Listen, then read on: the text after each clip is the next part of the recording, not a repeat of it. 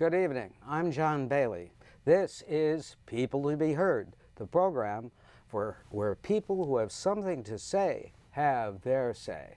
And tonight, you've got Gavin Caruthers, Hi, John. publisher extraordinaire, John Bailey. And I would like to say that Mr. Caruthers is on to celebrate a very special anniversary. It is the anniversary of a book having a lot to do with Halloween. Show us the book. Well, I think we have a cover too we can show, but it's Chronicles of Tarrytown and Sleepy Hollow by Edgar Mayhew Bacon, with a wonderful foreword by Jonathan Kruk, who is the master storyteller here in the Hudson Valley. This was a book that was originally published in the late 1800s and went through multiple printings until it... Handwritten, by the way. I'm sure it was originally handwritten, right. and then it disappeared in the early 19th century. So I've brought it back and made it available again. And while there's some Halloween tie-ins that we can talk about, this is a real history book, and it gives a wonderful microcosm of what life was like in a small New York town in America back in the 16, 17, and 1800s. Right, and what is very unique about what they tell about Tarrytown? Well, he's a resident. He was a long-term resident most of his life. He's actually buried in the Sleepy Hollow Cemetery. And and he sort of has his own mission, which is to try to preserve the history of the town that he grew up in, with mixed results. And this book, besides providing the history, also provides a lot of the stories that are the background to the legend of Sleepy Hollow by Washington Irving. And what was that background? Well, it takes place at the Old Dutch Church. So he talks about the founding of the real Old Dutch Church. And he also has a wonderful chapter called Myths and Legends. He talks about the Headless Hessian, who is actually the precursor to the Headless Horseman. Tell us obviously. about the Headless Hessian. So supposedly his head was taken off by a cannonball, and he was left on the field. And I hear he still grasps at travelers at night to this day. So in the graveyard, or yes. So really, yeah. That is spooky. But of course, that was always a very spooky cartoon when Disney made it. Well, there was the cartoon. Yes. Of course, there was the Johnny Depp movie. There's a television series just a few years ago as well. So for a story that's 200 years old, it certainly, I would say, has some legs, but because it's a headless. So, Now, this is a really unique niche you have carved out at HVA Publishing, which used to be Hudson Valley Authors, right? Yes, that's an extension of a consulting company that I've had for a number of years, and finally decided to pull the trigger and start publishing books myself. And all of the books we do are really lost treasures. Many of them were written around the turn of the 20th century, and again, they really have vanished and not been readily available since then. So we're putting out new, nice-looking editions and trying to bring attention. Accoutrements to the book. Where we can, absolutely, yes. And because these books have wonderful value. Edgar Mayhew Bacon wrote a number of books. When we talk about some of the other books, I can talk about the background of the authors as well. These are wonderful history books and also written by contemporaries of the time. Right, and that anyone can enjoy. I mean, that's the other thing. I don't think you never have to have read a history book. You really have to know next to nothing other than the fact that there was an American Revolution. You can just open these books and just dive right in. Yes, that's basically what today's high school students learn, that there was an American Revolution. Right. And that's it. So you can enjoy them. Yep. Right. Now, you were a publishing veteran. You've been in books since 1977. You started as a clerk in an independent bookstore, went to work for Barnes & Noble, Harper, Collins, and Simon & Schuster, and to Warwick Publishing. These are big names. And why did you decide to leave the comfort of corporate Well, that's a good question, and I'll let you know in a few years how good an idea that was, you know. But But working for yourself is the greatest thing you can do. It's tense, but it's good. yes, Yeah. you know, actually, as a buyer at Barnes and Noble, I had a wonderful opportunity to meet a lot of people who were publishing their own books. They weren't all books from big houses, and I really admired the people that had gone out on their own and were building their own lines, and that was something that I found really attractive and I always wanted to do, and I just kind of kept planning and thinking until I felt that there was a real opportunity. All right. So, do you find it is growing? These authors, the solid writers that are trying to publish their own books. You know, it's sort of growing and fragmenting at the same time. The statistics, there are statistics, but none of them are 100% accurate because of people now being able to publish their own works. There are probably 1 million new books published every year. So how much is one of those books going to sell if people aren't aware of who the author is? So you have to have a little bit of a target. You know, I'm targeting New York history here, so that it's very localized, it's very focused. Because marketing is a key component to being a successful publisher. Do you find schools are interested in these books? Libraries? Libraries, yes. Many of these books, and I have many of the local historical societies and libraries to thank where I was able to discover some of these books. And if they have these books, they're in the non-circulating section because they're old, exactly. And so now that's why people don't read them. And it's very hard to browse. Exactly, that's right. So now these can be on the shelf with the other books, and people can enjoy them. Well, listen, let's talk about a couple of the other titles. Now, where you were on, because, I mean, the Sleepy Hollow, it's a Halloween tie-in that just can't be missed. Right, right. And it's how do you sell it? Do you sell it by the internet or? Our books, books from HVA Press, are available wherever books are sold. So that means bookstores, that means Barnes & Noble, they're carrying the books, that means Amazon and BNN.com, and basically any place that has books, our books are available. So our books are right next to the big boys. Okay, so you're an independent publisher now, Yep. but you know how to get books placed. Yes. And make those arrangements that get you into bookstores. Yes. How helpful has that been? It's critical.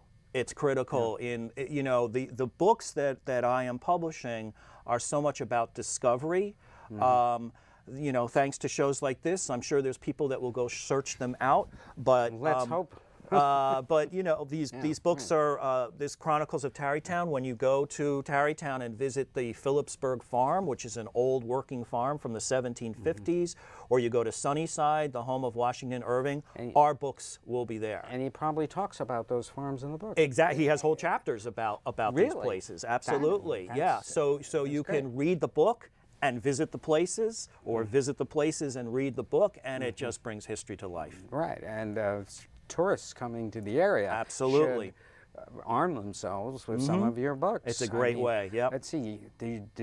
Let's go to another couple of books that you have. Okay. The next book is Colonial Days in Old New York by Alice Morse Earle, and this is kind of an interesting story about her. She started writing almost when she was about 40 years old, and many historians at the time dismissed her work partially because she was a woman. And they also what's new? Exactly. And back then, in the the turn of the 20th century, and they also called it dismissively "Pots and Pans History" because she wrote about intimate sociological details that most people didn't. And now she's universally recognized as one of the premier historians of colonial America because nobody else was writing these books. And she brings longhand. Yep. With a quill pen. And all of these books have a real did you know component to them. When you open up any of our books, you're going to discover some things that you never knew. If I may, I'll just, for example, back in the days of when they used to, the settlers were here, they would pay for the building of a house in booths. So that would cost, the foundation was a case of brandy. The cellar beams cost 2 barrels of beer and 3 cases of brandy. I never knew this. Now there's 33 beams, and they all have to be brought in individually. So that's a half a barrel of beer for each of those. The roof tree was another half barrel of liquor, and another half barrel went to the tile layers. And in addition, all the day workers, the carpenters and masons, got a cup of brandy and 3 pints of beer every day. So this is just one of the amazing fun facts that you can get from this book. And the construction stood up remarkably I know, well. that's the other, I don't know if they're still standing today. Well, I mean, we see houses over in Tarrytown Yes, absolutely. that date back to those. Who knows? But that is fascinating. So that is colonial days in Old New York by Alice writ- Morse Earl. Yes. And I want to emphasize, ladies and gentlemen, that these books were written way back when people knew what they were talking about. Yes, yes. Well, they're Yes. much closer to the time, Yes. and I find books that were written closer to the time just have a little bit more liveliness to them.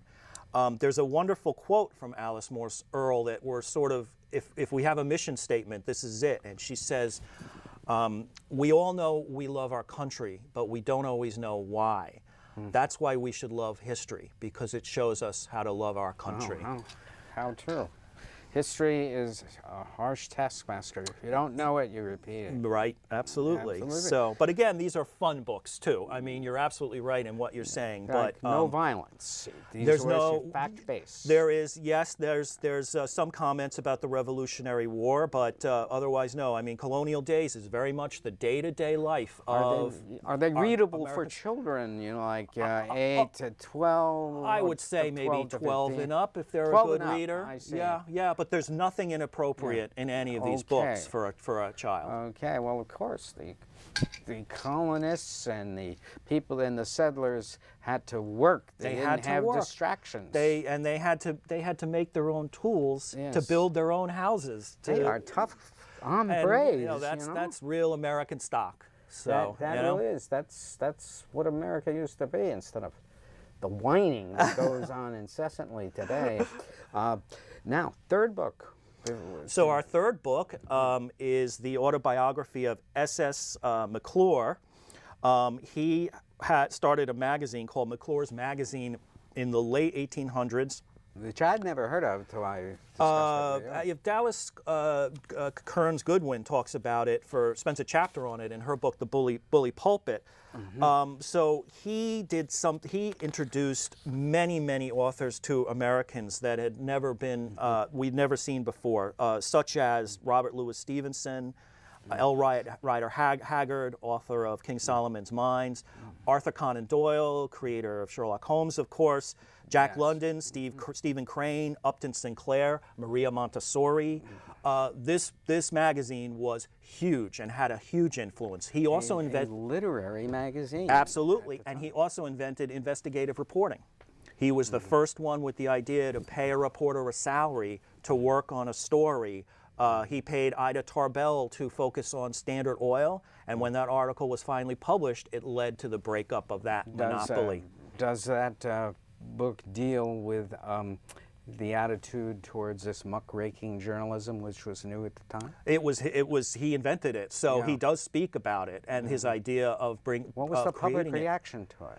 It was huge. I mean, this magazine, you know, they don't have statistics on this kind of thing, but it was easily one of the best-selling magazines. And we in learn early about America. that in that book. In this book, yes, because it's a rag to riches stories. A child from Ireland originally worked his way up and moved to New York and became this hugely successful entrepreneur. So all these books, people can learn more about them on your website, which is at hvapress.com.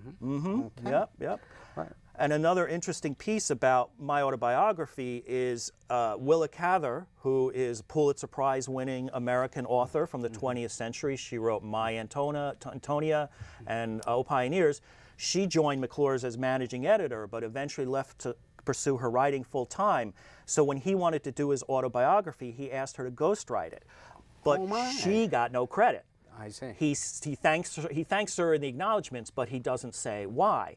It was common knowledge among her friends, but otherwise they didn't know. But you've given her a byline. I've given her basically equal billing for the first time. Willa Cather was one of the first woman authors I ever read, other than George Sand. You know, right. And but those books written by women who used male aliases were quite good because they had to be gender neutral. Well, it's a very interesting comment. I mean, Willa Cather is her real name. It's not an alias, but she has said that, because My Antonia, one of her most famous books, is written from a male's perspective. I know. And I couldn't believe it. She says it's because of doing this book with McClure, because he would walk around the room and talk, and she wrote the book. And she said it showed her how to create the male voice. So books like that owe their debt to this book.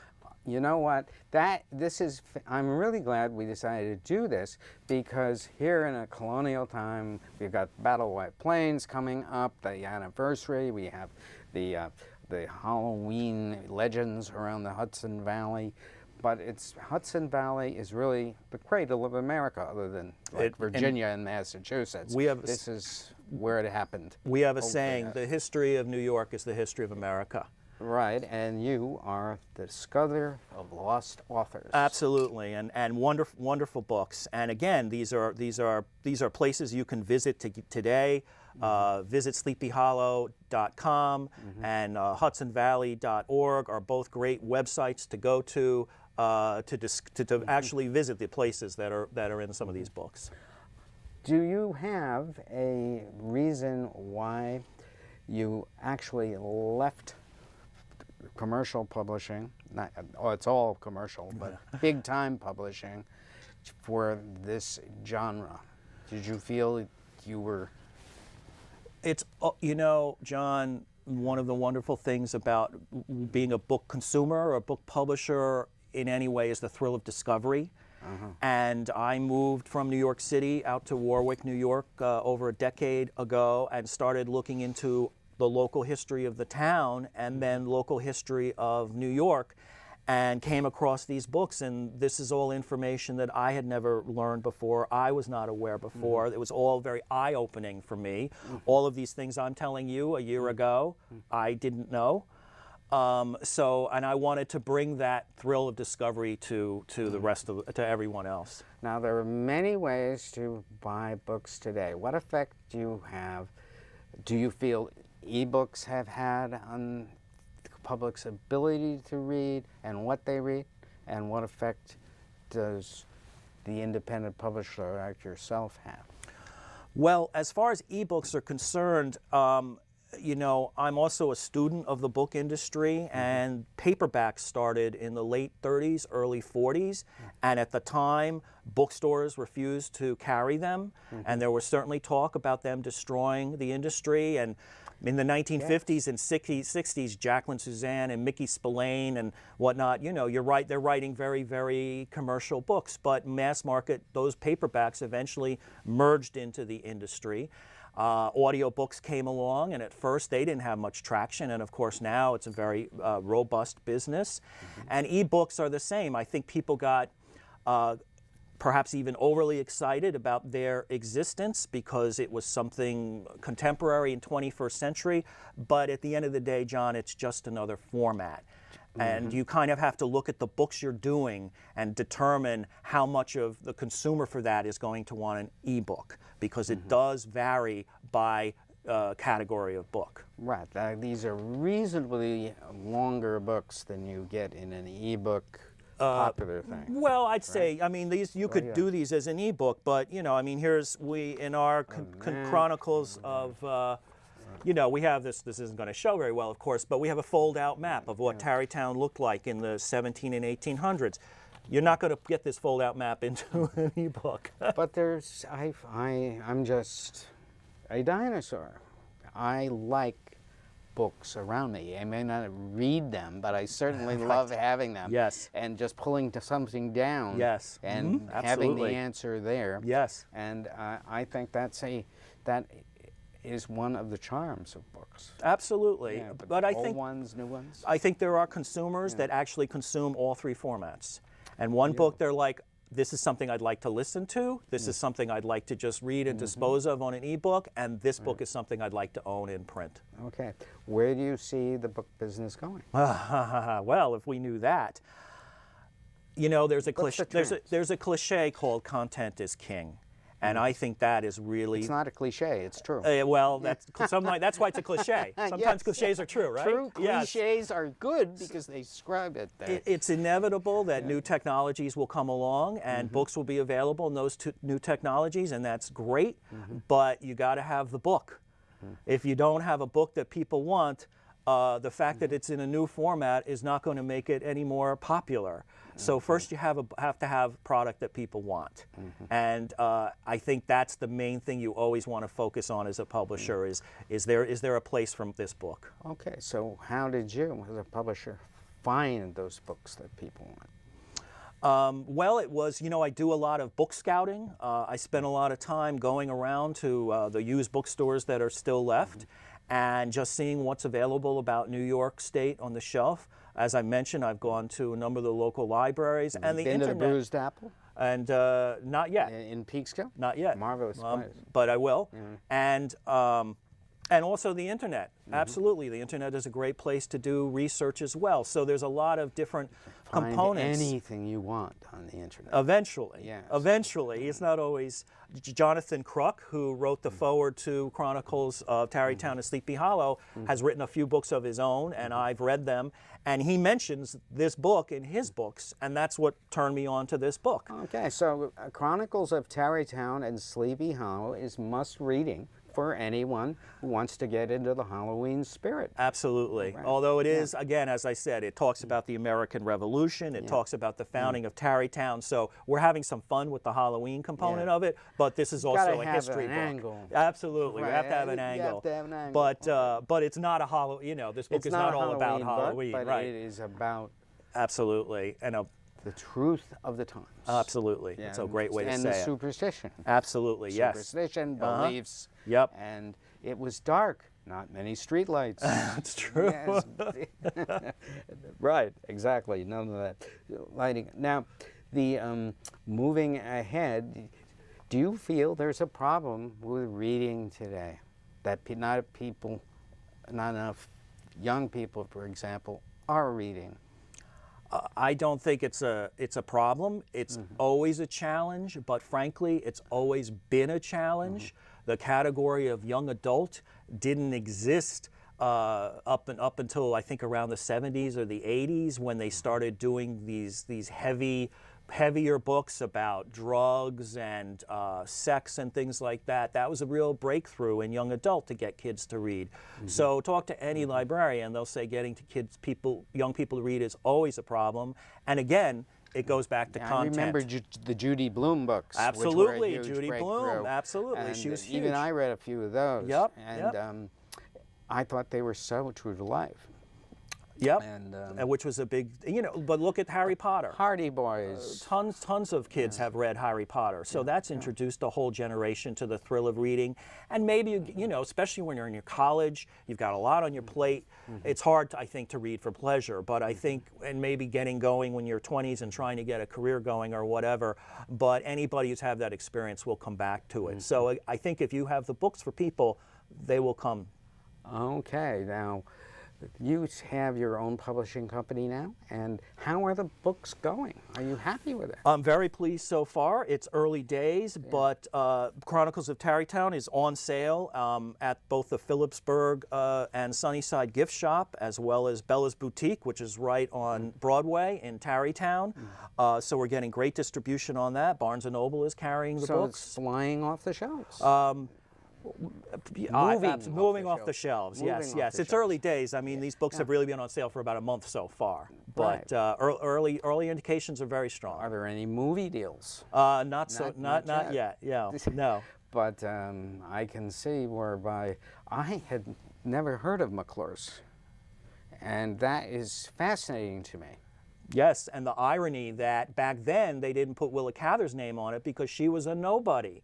and he was huge. Well, and everybody now starts out as a nobody. and now, but you've never Yes, heard of right, McClure, right, and we've all heard of Willa Cathers. No, so now she's the big name.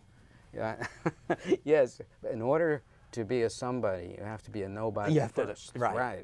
And, it's unless you have special treatment. Right. Yeah. That's exactly. But now, in a nutshell, how do I become a successful independent publisher with my own line of books? What would you advise the writer? Well, it whatever, depends. If you want to start a publishing company, that's a whole Megillah. Okay. And you'd really need, frankly, to talk. If you don't, either you have the experience yourself, or you need an advisor who's got the book industry is a very complex industry. It's not. People sometimes think that it's relatively straightforward. It's not at all. Distribution, things like metadata getting posted online. There's a lot of pieces that can be that you're just not going to know what to do. You really need experience in publishing. Yeah, I would to say get the groundwork before you try and put together a line. Ideally, yes. You would. Now, if you're an author and you want to get published, which is the best way to go? To a small publisher like yourself with something similar to that, but maybe fictional or something like that. In other words, you have a genre here which is unique, so you have to sort of build on that. Yes, yes. And that's a very good point. I think for people, the successful self-published authors already have a platform. They already have thousands, if not millions, of followers on social media. So when they put a book out, they say, I have a book, and 1 million people know about it. So you're going to do okay with that book. If all your Facebook are your friends and your family, you're probably not going to get too far with that book. So you are a proponent of the social media as a marketing tool. Absolutely, or whatever. Social media is one platform. Television, blogs, personal appearances, there's many different ways to have a platform. Social media is certainly one of them. You have to get the best book. I'm in the book industry 40 years, and you have to kind of had some pain, which is seeing a book that you think is wonderful not be successful. One of the most important things is getting the word out, because here's a great book. If you don't know about it, I haven't made the sale. Exactly. So listen, the books that you have, that right here, why don't you mention them and where we can get them? Okay, so the books we've talked about today are Chronicles of Tarrytown and Sleepy Hollow by Edgar Mayhew Bacon, with an introduction by Jonathan Kruk. Colonial Days in Old New York by Alice Morse Earle, and that's with an E on the end, so that's E-A-R-L-E. And My Autobiography by S.S. McClure and Willa Cather. And as I've mentioned, the first book is available throughout Tarrytown in the stores themselves, in the gift shops, so that's great news. We're available at Amazon and BNN.com, bookstores up and down the Hudson Valley, and we've got made sales to stores in California as well. They're unique. And, well, Gavin Caruthers of HVA, you have been heard. Thank you very much. Thank you so much. All right. John Bailey, good night.